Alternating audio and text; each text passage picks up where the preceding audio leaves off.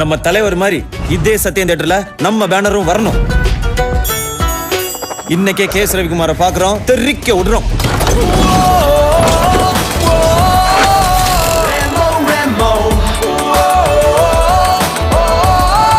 நான் சொல்றேன்டா, உனக்கு ஜென்மத்துக்கு நடிப்பு வராதரா. நீ வேணா பாரு, நான் பெரிய நடிகனாகி ஸ்கிரீன்ல ஆடுவேன், தமிழ்நாடே ஆடுவேன். நீ காமெடி நல்லா பண்ற, தேங்க்யூ சார். ஆனா அது மட்டும் போதாது. ஏன்னா நான் இப்ப எடுக்கிற படத்துல ஹீரோவுக்கு லேடி கெட்டப், நர்ஸ் வேஷம்.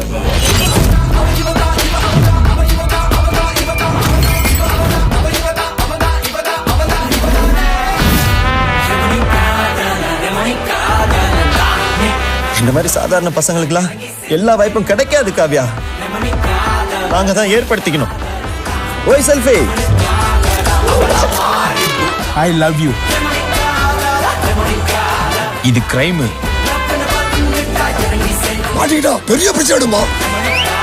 காதலிக்கிற பொண்ணு கிடைக்கணும்னு முயற்சி பண்ணாதவன் அந்த பொண்ணு கிடைக்கலன்னு வருத்தப்படுறதுக்கு தகுதியே இல்லாதவன். தட்டி தட்டி தாக்க போறான், ஏச்ச போட்டு தூக்க போறான்.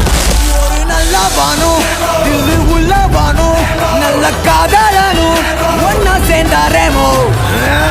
கீழே இருந்து மேல ஏறி வந்துட்டானே,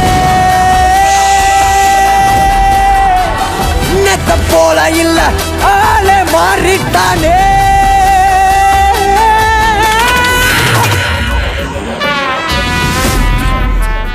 சபா, பொம்பளை மாதிரி நடிக்கிறது எவ்வளவு கஷ்டமா இருக்கு. Look sister, I'm 23. எனக்கு தெரியும், எங்க அப்பா அம்மாக்கு தெரியும் எனக்கு யார் செட் ஆவா, யார் கரெக்டா இருப்பான்னு. நீங்க உங்க வேலையை மட்டும் பாருங்க. ஐயா